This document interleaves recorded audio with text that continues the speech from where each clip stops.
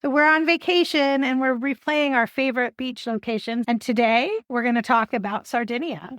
Which everything you've heard is true. The water is so clear and beautiful. It's a perfect summer getaway. Hello and welcome back. I'm Lisa. And I'm Erin. And this is the Getaways Podcast. It's warm outside. Thinking about summer. So let's just keep talking about summer until it gets here. And this is one of our favorite places, somewhere we've been 3 times. I love it so much. We're going to talk about Sardinia. Sardinia, which I think everybody is aware of Sardinia because it does have some of the most incredibly beautiful beaches in the world. Like it's unmatched of places that I've been of stunning beaches, wouldn't you say? I would say so. Yes. The only thing that it does lack that like Hawaii and the Bahamas had were the colorful fishes. Right. No, because it's different temperature of sea, right? Yeah, it's colder, right? Yeah. So, but the beaches themselves are absolutely ridiculously breathtaking. The water is so clear and blue, and some of the beaches are so wild that you have to hike for a long time to get there, but they are like, I'd say the best in the world. So like I said, we've been there 3 times, and the first time was COVID summer, and we could finally get out of the house, and I think that we would have loved anywhere we went. Yeah. But this was a particularly special trip, and the way getting there was not so special. Yeah, it was our first like overnight traghetto, which is what they call the ferries in Italy. So we were going out of Genoa to Sicily first. We went to Sicily for 3 weeks before we came to Sardinia. And everybody was already on edge because of COVID. We all had to wear masks. And it was everybody in Italy's first time to really get out since lockdown started. Yeah, and it was a little bananas. The boat was very, very crowded. I mean, literally wall-to-wall people.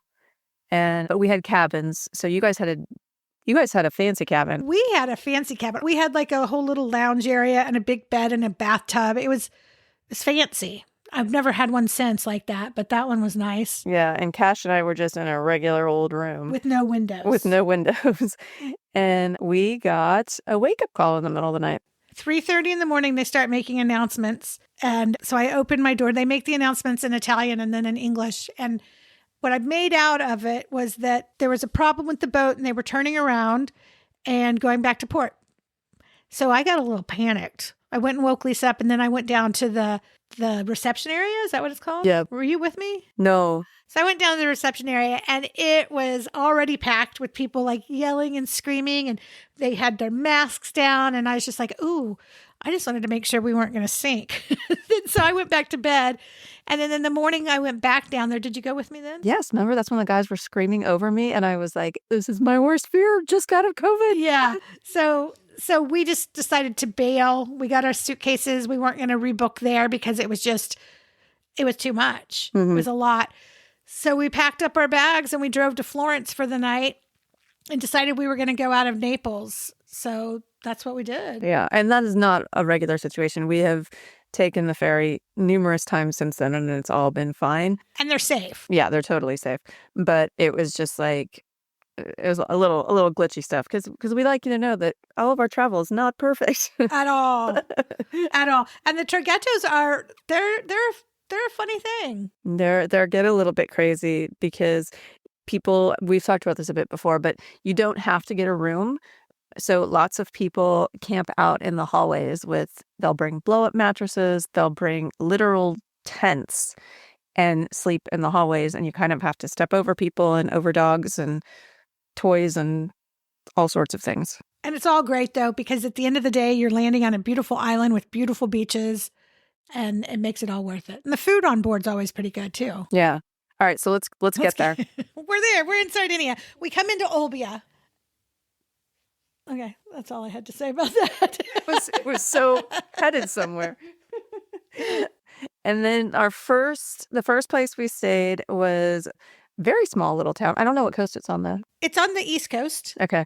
And it's a super cute little, like, it's almost like track houses. Like, yeah, a little area that's very neighborhoody, dirt roads, and then a path to the beach. And we had a little place with an outdoor seating, a big, decent sized yard. Big yard. Yeah. And big outdoor kitchen. Yeah. And outdoor shower. A big veranda to eat dinner on, which we ate dinner on every night. Yeah.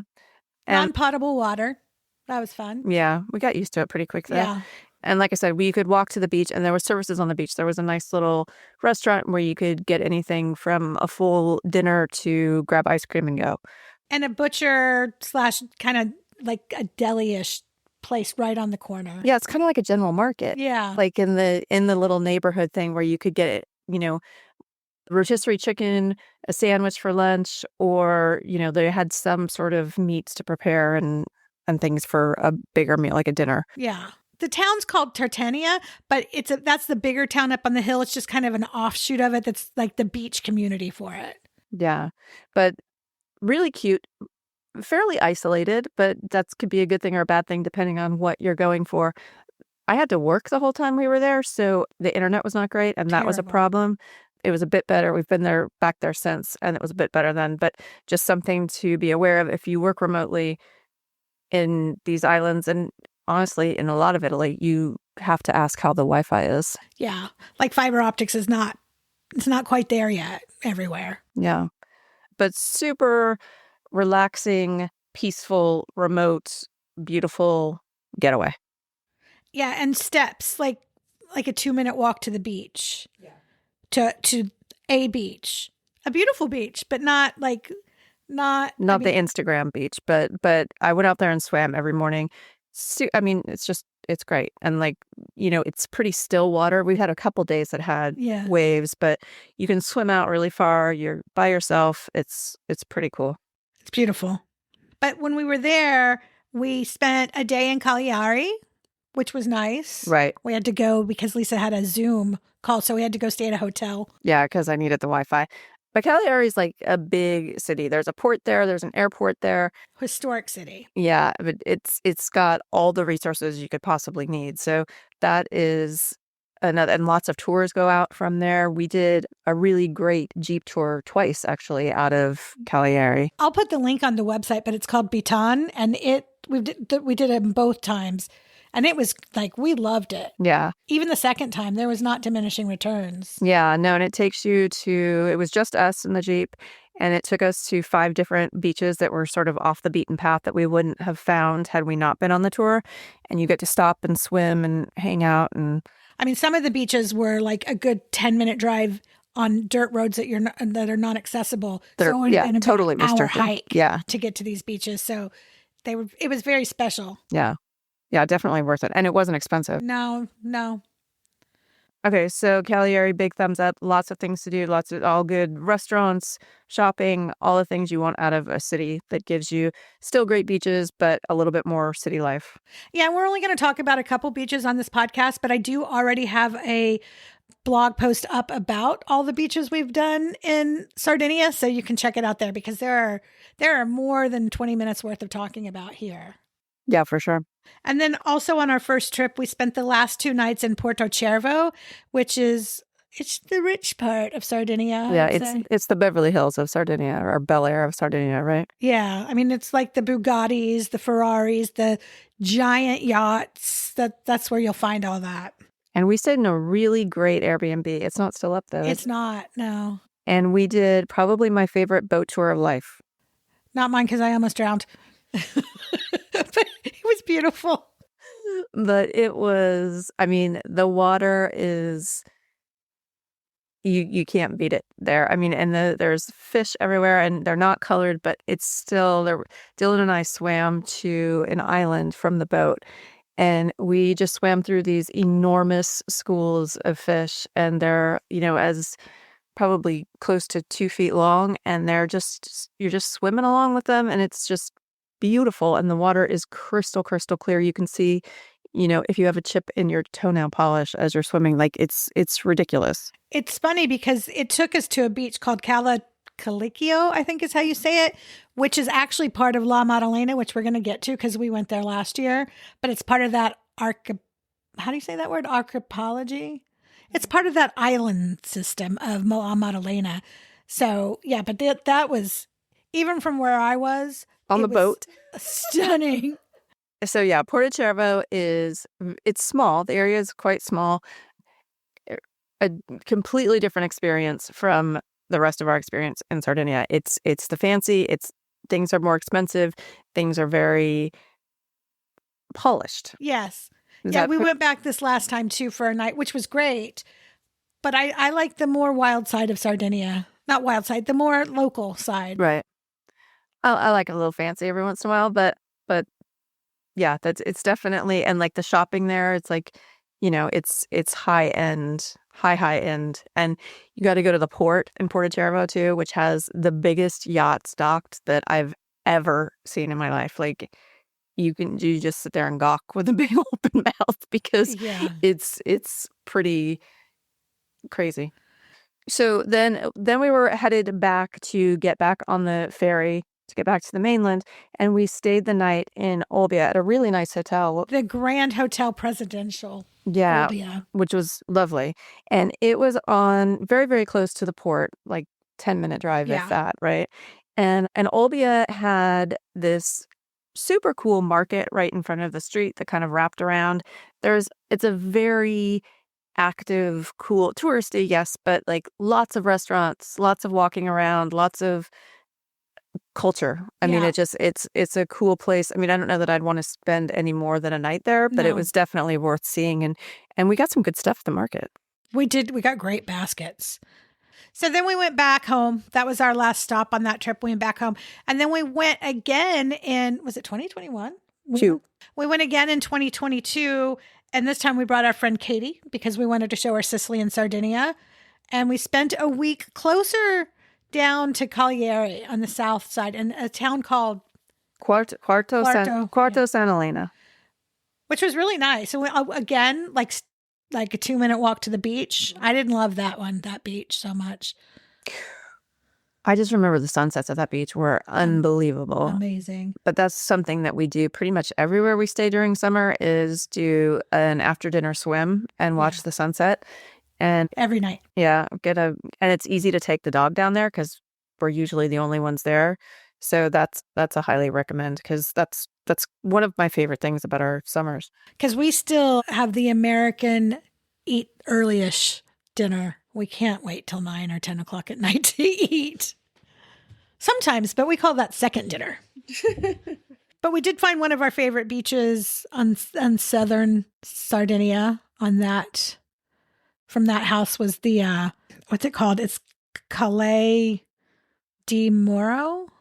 Is that the Storm? The Storm Beach. Yeah. So we went to this. I mean, because usually what we'll do is we'll have the place that's near the house that we'll go at night after dinner.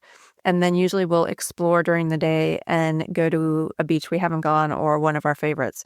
And so on this particular day, we went to, the weather was great when we left. The weather was fantastic. And we got to this really beautiful beach and we were out swimming and we kind of turn around and look at the shore and there's the darkest, blackest cloud rolling in and we could have counted to 10 and it just started pouring on us. And lightning and thunder. I've got video of it. I'll put it on YouTube, but it was really cool. It was so cool because it was just so unexpected and probably, maybe not the safest thing to be in water when you're having lightning. But nobody got out. Nobody got out. So we figured, well, we had company, whatever was going to win in Rome. But yeah, no, it was just kind of a cool moment in time. Yeah. But the area that we were in too, I mean, there's beaches. We're along the coast. So everywhere. And all of those beaches have really great services. We had a really good lunch at that. At one place. Oh, yeah, the big beach. Yeah. Yeah. So, you'll just go and a lot of times, like, we'll kind of take the morning a little bit slow and then go to a beach that has services, have lunch, and then go swim in the afternoon. Yeah. Which gives you, because we eat a lot faster than Italians, so that gives you a little bit of a free beach because everybody's eating lunch until like 3 or 4. Yeah. And so you kind of get the beach to yourself and are able to enjoy it without the crowds. Which I'm going to say something, but I've kind of found it all over Italy. They like to stand, a lot of the people just kind of stand with ankle deep. And if you go out a little further, like chest height, nobody's out there. Right. That's absolutely true. And I think for a lot of the Italians, it's a social thing and everybody kind of stands around and catches up with their family and friends that, they don't really have time to do a lot of the year and take that time on vacation. But yeah, that sort of gives quiet and empty rest of the sea. So it's kind of an easy way to explore. And again, we went in and out on the traghetto. Easy, no problems that time. Right. And then our third time, we just went back last summer. Yeah. And we decided to really, really dig deep for Sardinia last summer and spent 4 weeks there in 4 different houses. Mm-hmm. And the first one, well, we should say too that Dylan was at his friend's. So the first one. Yeah, one of Dylan's friends has a house in Sardinia. So he was with like 10 friends. So we didn't explore so much like teenage stuff, although he loves the sand beach where he can skimboard. Yeah. But the first place we stopped at, the first house was in Arbatax, which is very close to Tartenia. It is. Yeah. About a 45-minute drive from where we stayed our first time. And we were a little bit up the hill, but it was still like a 10-minute walk to the main beach that had... Which is a great beach. Yeah, and had services, again, like a great ice cream place on the corner. But what I loved most about that area was the tower. The tower was great. You hiked there every morning, Yeah. didn't you? So Rex and I would get up when it was still cool, and it took about half an hour to get up. But there's this old like ruins of this tower that you could climb up to, and there's trails and stuff. And we would go up there and just kind of like enjoy the view and kick around up there for a bit so that we both kind of got some walking in and some energy out before the day started and before it got too hot. But that was really cool. And I will say for the kind of the middle section of the east side of Sardinia, Arbatax is a great place to stay because that's where all those beaches are. Like all of the beaches that we love. We would drive from Tartenia up to Arbatax. Right. I mean, some of the best beaches. They're just all beautiful. I've got them all listed. There's just too many to talk about. But my favorite beaches were in the next stop. Definitely the most beautiful beaches in Sardinia are in the next stop. Yeah. So the next stop was La Maddalena, which is, you have to take a ferry to the islands, but short, like 30 minutes. Yeah.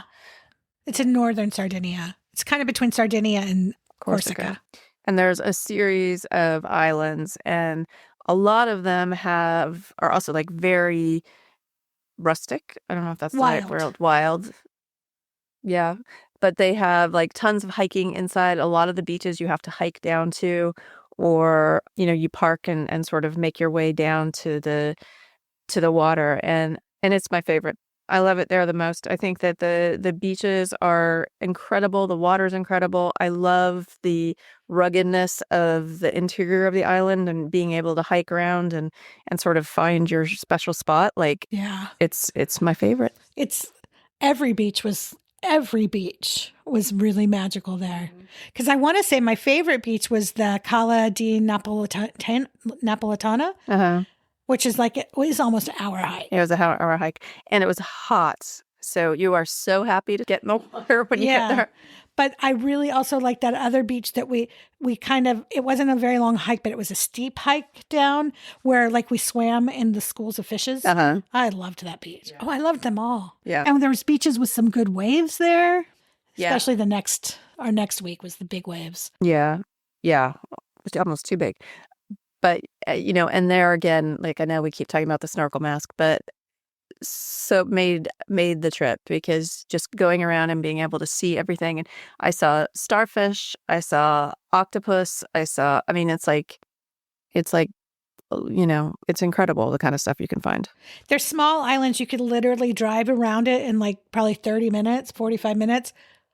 But it is packed full of beaches. I think that might be, I know I said Croatia was my favorite, but if I had to pick somewhere in Sardinia, it would definitely be these islands. I just think they're incredibly, incredibly amazing. Yeah. So if you're thinking about Sardinia, definitely think about La Maddalena. You could also stay just right on the other side in northern Sardinia and take the ferry over because all the kids did that. What's the city? Palau. But yeah, that was great. That was great second week. Dylan wasn't with us at all for that week. But funny enough, he went there on his own with his friends. Oh yeah, he did.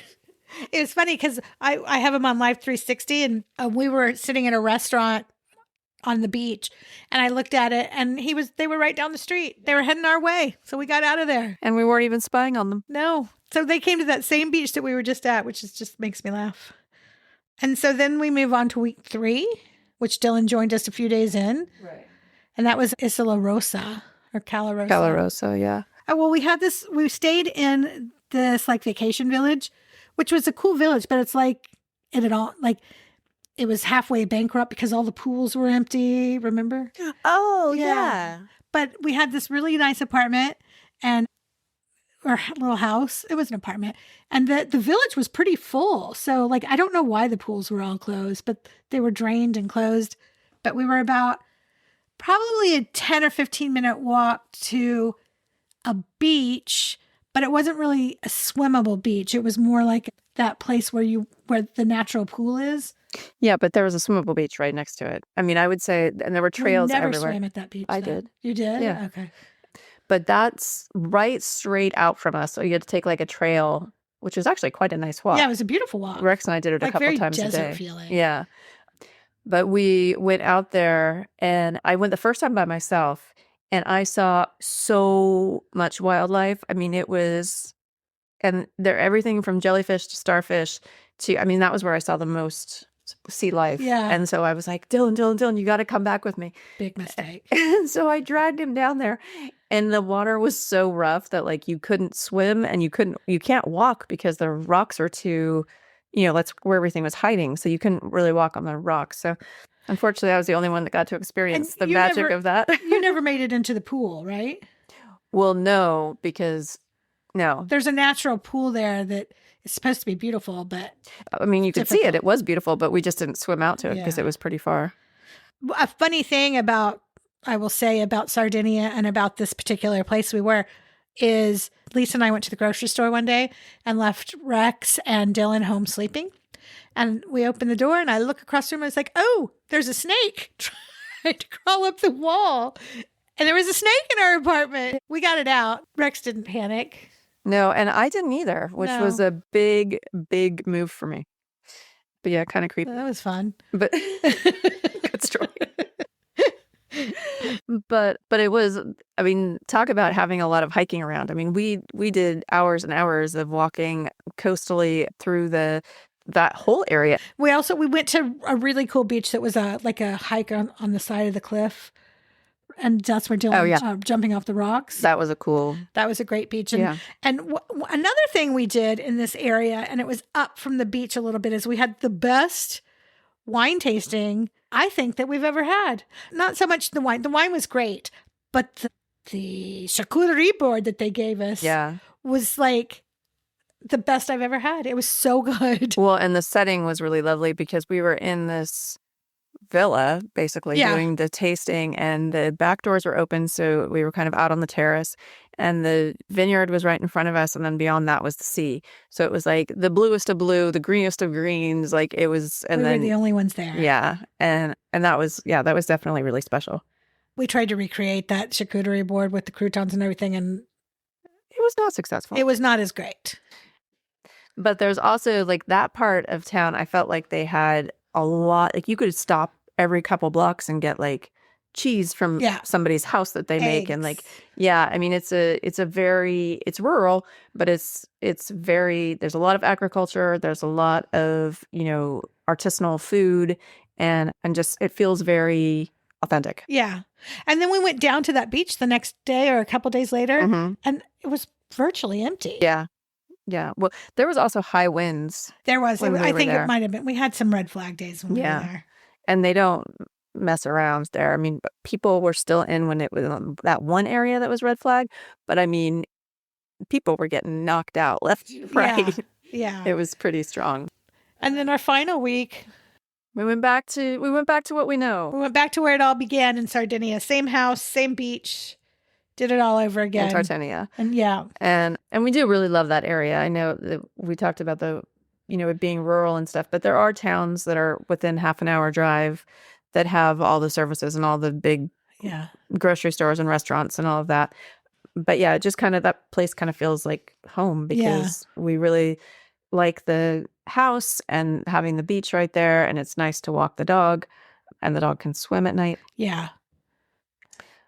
So yeah, okay. I said my favorite. What's your favorite? If you had to go back for a week and only one place, where would you go? La Maddalena. Okay. Hands down. Yeah. I will say that finding places to stay on La Maddalena is not the easiest. Right. And because they don't have big hotels, like it is an island where they are like preserving the island. So there's not a lot of new builds. There's no big apartments, no big Airbnbs. But when you can find a place there, it's magical there. The whole island is magical. The town's magical. Okay, so the Airbnb that we stayed at, it was like a zoo in the front. And we got so nervous when we found out on the way because Rex doesn't always love like other animals. We didn't read the reviews until we were on our way to the house. And so we were on our way and it's like, well, the ducks and the bunnies and the geese. We're like, oh, and the turtles. No. Giant turtles right outside the window. So Rex could smell everything that was going on. And there were like 500 cats. 500 cats. But that's Italy. But it all turned out to be fine. But just to take the limited amount of Airbnbs and places to stay is that, sometimes you have to share it with ducks. Now I'm going to give you a tip because it's not as important to Lisa. When you're doing your Airbnbs, you've got to check air conditioning because there's not, I'd say 70% of houses don't have air conditioning in Italy. And it's hot. It gets hot. Yeah. So it's definitely good to make sure you check that. And if you're going to one of the areas that we sort of referenced as a little bit more rugged, make sure you have your water shoes and always look at the boat rides too because they're so worth it and they tend to not be expensive. They also tend to be cheaper if you do them in the place that you are like on the day or the day before instead of one of the services. Yeah, if you find a port or a harbor, there's always going to be like stands there that'll be like, oh, boats for this.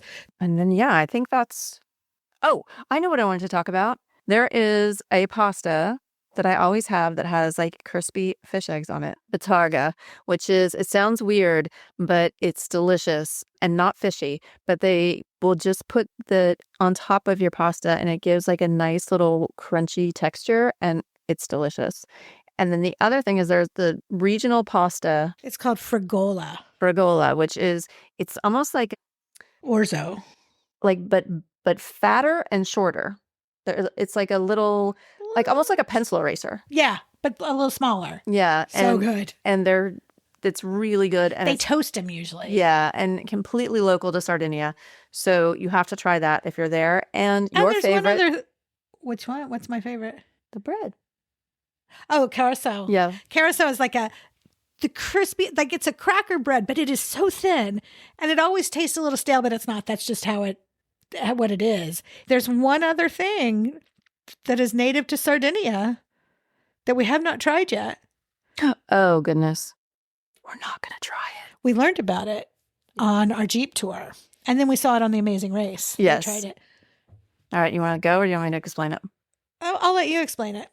So we actually learned about it originally from our Jeep driver that we talked about in Cagliari, but it is a cheese that is served on special occasions that you have to order from the local shepherd weeks, if not months in advance. And it is a sheep cheese and it has maggots in it. It's called casu marzu. And it is not for me. And Italy's made it illegal. Yeah, because it doesn't pass like guidelines, but that's why you have to go directly to the shepherd and it's kind of like on the DL and you order it for, Christmas or whatever. And then you go and pick it up and you have your maggot cheese. So to each his own. And I'm happy for them that it's so delicious because everybody apparently loves it. You just spread it on bread and pop it in your pie hole. But we're going to take their word for it that it's good. Yeah, we're going to let them have that tradition. I would suggest everybody, we always say this, that everybody needs to do an Italian summer.